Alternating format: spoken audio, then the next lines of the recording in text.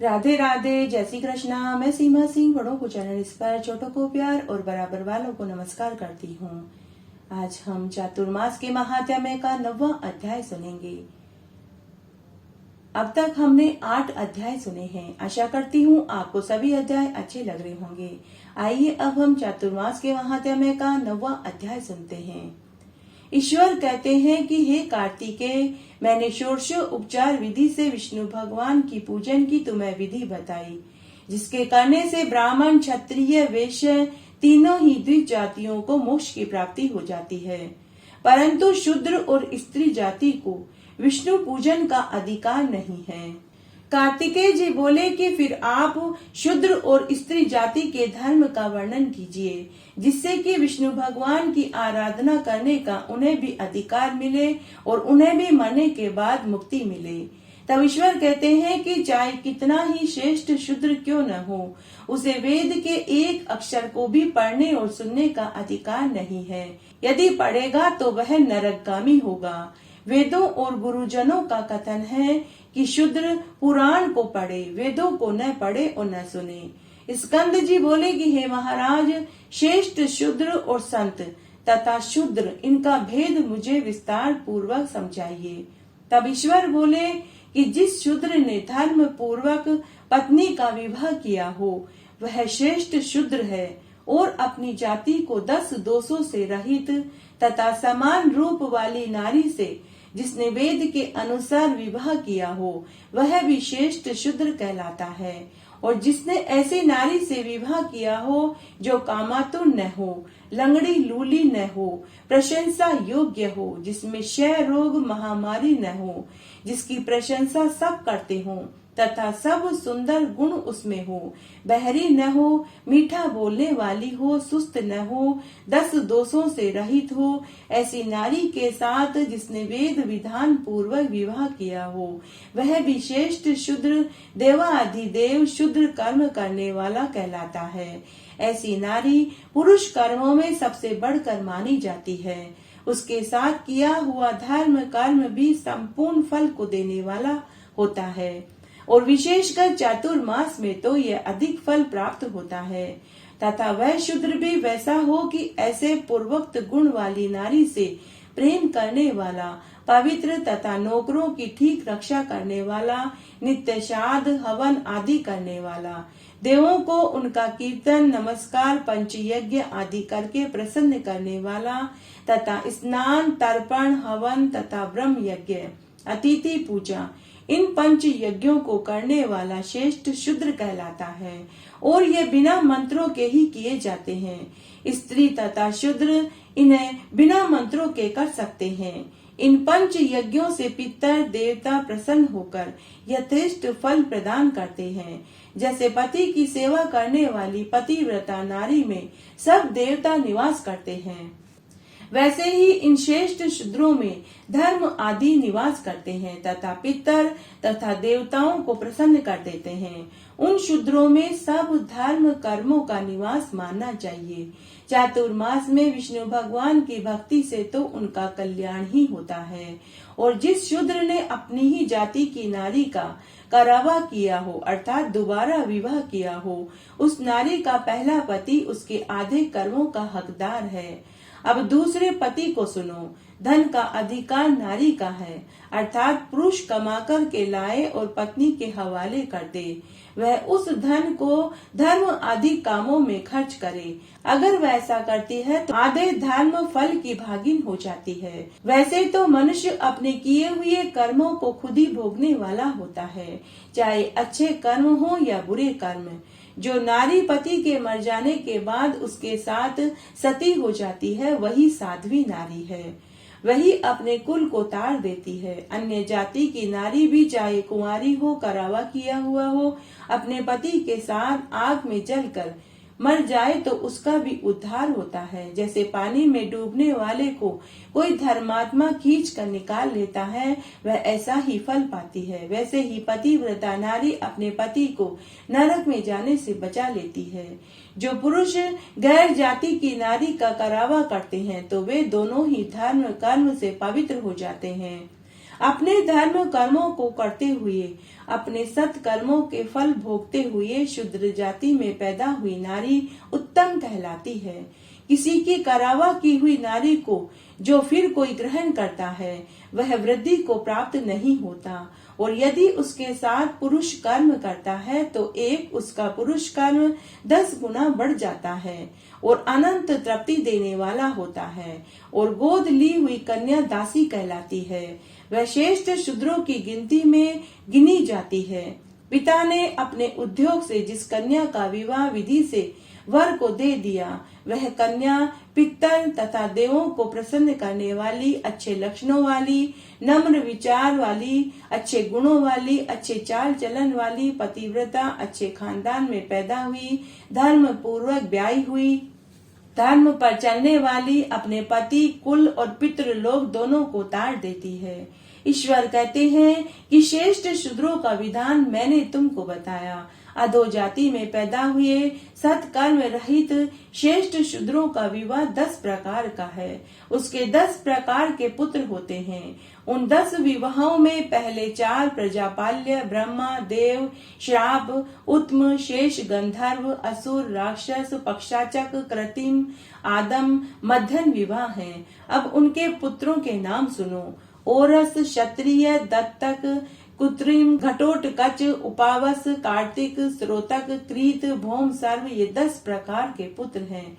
और इन पुत्रों से भी गिरे हुए और 18 पुत्र हैं, जिनके लिए न कोई शास्त्र विधि है न वेद मार्ग। उनके लिए तो ब्रह्म सेवा, बिना मंत्र के विष्णु शिव का पूजन और दान देना, क्योंकि यह दान कभी नष्ट नहीं होते, हमेशा अक्षय हो जाते हैं।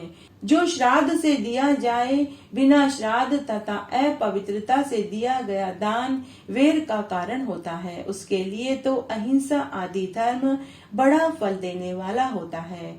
चातुर्मास में विशेष तौर पर देव सेवा से पूर्ण फल प्राप्त हो जाता है। देव दर्शन भी उनका पुण्य कर्म ही गिना जाता है। श्रेष्ठ शूद्रों को चाहिए कि दान पुण्य तथा ब्राह्मण, क्षत्रिय, वैश्य इन जातियों की सेवा से धर्म फल प्राप्त करे और सच्ची रोजी रोटी कमावे, चाहे व्यापार करे या ब्याज का 80वां हिस्सा छोड़ देवे, क्योंकि क्षत्रिय भी सवाया भाग लेते हैं। इस प्रकार करने पर मनुष्य कभी पाप के बंधन में नहीं पड़ता। क्षेत्र शूद्रों को चाहिए कि प्रातः देव पूजा, दोपहर में द्विज सेवा, दोपहर बाद अपनी रोजी रोटी का काम करता हुआ सुखी रहे, क्योंकि गृहस्थियों को हमेशा कोई न कोई काम करते ही रहना चाहिए। जब तक जीवन है आलसी होकर न बैठे। पंच यज्ञ करते हुए देवता, अतिथि, द्विज सेवा करना, वेद मंत्रों द्वारा विष्णु भक्ति करना, सदा दान करते हुए दीन दुखियों प्राणियों से प्रेम करना, क्षमा आदि गुण रखते हुए 12 अक्षर के मंत्र या 6 अक्षर के मंत्र से भगवान की पूजा कर आनंद को प्राप्त हुए।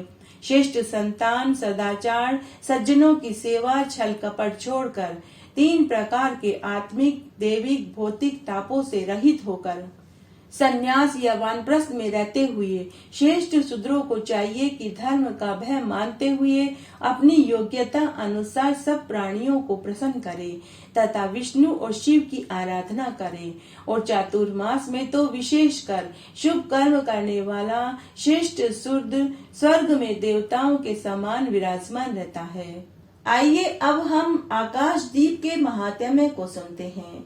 चातुर्मास महीने के आने पर जो प्रातः स्नान में तत्पर होकर आकाश दीप दान करता है, वह सब लोगों का स्वामी और सब संपत्तियों से संपन्न होकर इस लोक के समस्त सुखों को भोग कर अंत में मोक्ष को पाता है। इसलिए चातुर्मास के महीने में स्नान, दान, धर्म कर्म करते हुए भगवान विष्णु के मंदिर के कंगूरे पर महीने में एक बार दीप दान करना चाहिए। तुलसी दल से भगवान विष्णु की अथवा श्री कृष्ण की पूजा करके रात्रि में दीप दान करते हुए इस मंत्र को पढ़े।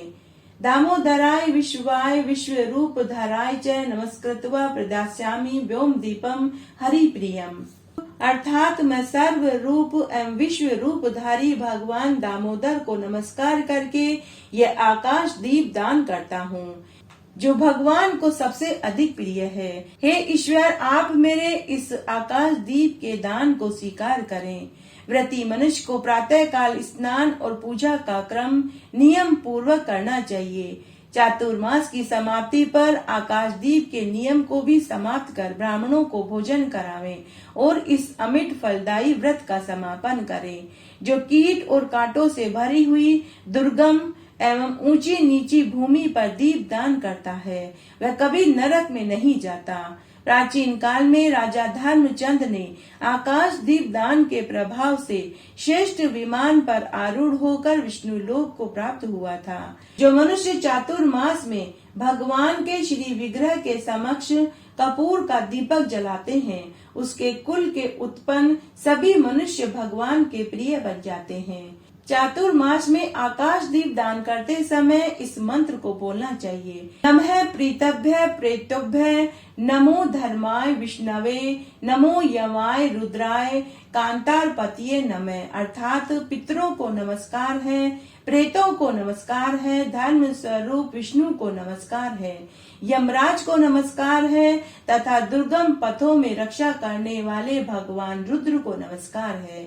इस मंत्र से जो मनुष्य पितरों के लिए चातुर्मास में आकाश दीपदान करते हैं तो उनके पितर यदि नरक में भी हो तो उन्हें उत्तम गति की प्राप्ति हो जाती है। जो व्यक्ति देवालयों में, नदी के तट पर, सड़क पर, उबड़ खाबड़ स्थान पर, ब्राह्मण के चबूतरे पर, देव वृक्षों के नीचे और समुद्र आदि पवित्र नदियों पर दीप दान करता है, उसे सर्वतोमुखी उन्नति प्राप्त होती है और वह धन, लक्ष्मी और पुत्र से संपन्न होता है।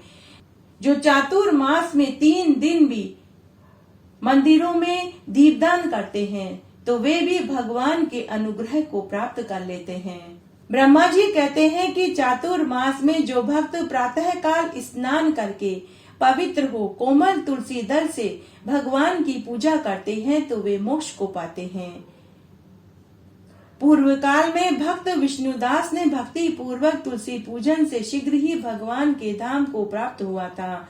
तुलसी से भगवान की पूजा पापों का नाश और पुण्य में वृद्धि करने वाली होती है।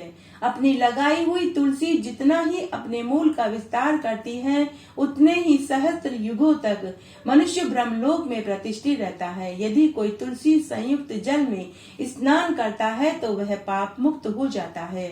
जिसके घर में तुलसी का पौधा होता है उसका घर तीर्थ के समान होता है, वहाँ यमराज के दूत नहीं जाते। जो मनुष्य तुलसी काष्ठ संयुक्त गंध धारण करता है, क्रियमाण पाप उसके शरीर का स्पर्श नहीं करते। जहाँ तुलसी वन की छाया हो वहीं पितरों की तृप्ति के लिए श्राद्ध करना चाहिए। जिसके कान में, मुख में, मस्तक पर तुलसी का पत्थर दिखाई देता है, उसके ऊपर यमराज की दृष्टि नहीं पड़ती। प्राचीन काल में हरिमेधा और सुमेधा नाम के 2 ब्राह्मण थे। वह जाते जाते किसी दुर्गम वन में परिश्रम से व्याकुल हो गए। वहाँ उन्होंने एक स्थान पर तुलसी दल देखा। सुमेधा ने तुलसी का महान वन देखकर उसकी परिक्रमा करी और भक्ति पूर्वक प्रणाम किया। यह देखकर हरिमेधा ने उससे पूछा कि तुमने अन्य सभी देवताओं व तीर्थ व्रतों के रहते तुलसी वन को क्यों प्रणाम किया? तो सुमेधा ने बताया कि प्राचीन काल में जब दुर्वासा के शाप से इंद्र का ऐश्वर्य छिन गया तब देवताओं और असुरों ने मिलकर समुद्र मंथन किया तो धन्वंतरी रूप भगवान श्री हरि और दिव्य औषधियां प्रकट हुई। उन दिव्य औषधियों में मंडलाकार तुलसी भी पैदा हुई, जिसे ब्रह्मा आदि देवताओं ने श्री हरि को समर्पित कर दिया और भगवान हरि ने उसे ग्रहण कर लिया। भगवान नारायण संसार के रक्षक और तुलसी उनकी प्रियतमा है, इसलिए मैंने तुलसी को प्रणाम किया। सुमेधा इस प्रकार कह ही रहे थे कि सूर्य के समान अत्यंत तेजस्वी विशाल विमान उनके निकट उतरा। उन दोनों के समक्ष ही वहाँ एक बरगद का वृक्ष गिर पड़ा, जिसमें से 2 दिव्य पुरुष प्रकट हुए। उन दोनों ने हरिमेधा और सुमेधा को प्रणाम किया। तब दोनों ब्राह्मणों ने उनसे पूछा कि आप कौन हैं? तब उनमें से जो बड़ा था वह बोला कि मेरा नाम आस्तिक है। एक दिन मैं नंदन वन में पर्वत पर क्रीड़ा करने गया तो देवांगनाओं ने मेरे साथ इच्छा अनुसार विहार किया। उस समय उन युवतियों के हार के मोती टूटकर तपस्या करते हुए लोमेश ऋषि के ऊपर गिर गए। यह देखकर लोमेश ऋषि को क्रोध आ गया। उन्होंने सोचा कि स्त्रियां तो परतंत्र होती है, अतः यह अपराध उनका नहीं, दुराचारी आस्तिक ही शाप के योग्य है। ऐसा सोचकर उन्होंने मुझे शाप दे दिया और कहा कि अरे तू ब्रह्म राक्षस होकर इस बरगद के पेड़ पर निवास कर। जब थोड़ी देर बाद लोमेश ऋषि का क्रोध शांत हुआ तो मैंने उनसे विनती करी तो उन्होंने मुझे शाप मुक्ति का उपाय बताया कि जब तू किसी ब्राह्मण के मुख से तुलसी के महात्म्य को सुनेगा तो तू मेरे इस शाप से मुक्त हो जाएगा और तुझे उत्तम मोक्ष की प्राप्ति होगी। इस प्रकार मुक्ति का शाप पाकर मैं चिरकाल से इस वट वृक्ष पर निवास कर रहा हूँ। आज देव योग से मुझे आपके दर्शन हुए और आपके मुख से तुलसी के महात्म्य को सुना तो मैं आज अपने लोमेश ऋषि के शाप से मुक्त हो गया। उसके बाद वे दोनों ब्रह्म राक्षस शाप से मुक्त हो गए और देव विमान में बैठकर चिरकाल तक विष्णु भगवान के लोक में आनंद सुख भोगने के लिए चले गए। और वे सुमेधा और हरिमेधा ब्राह्मण भी तुलसी की प्रशंसा करते हुए आगे तीर्थ यात्रा को चले गए। इसलिए भगवान विष्णु की प्रसन्नता के लिए चातुर्मास में तुलसी की पूजा, दिया बाती और तुलसी को भोग जरूर लगाना चाहिए और 5 परिक्रमा जरूर करनी चाहिए। इस तरह आज मैंने आपको चातुर्मास के महात्म्य को सुनाया। आशा करती हूँ यह आपको जरूर पसंद आएगा। मेरे साथ बने रहने के लिए आपका धन्यवाद। आगे आने वाली कथा कहानियों के लिए भी आप इसी तरह मेरे साथ बने रहें। धन्यवाद।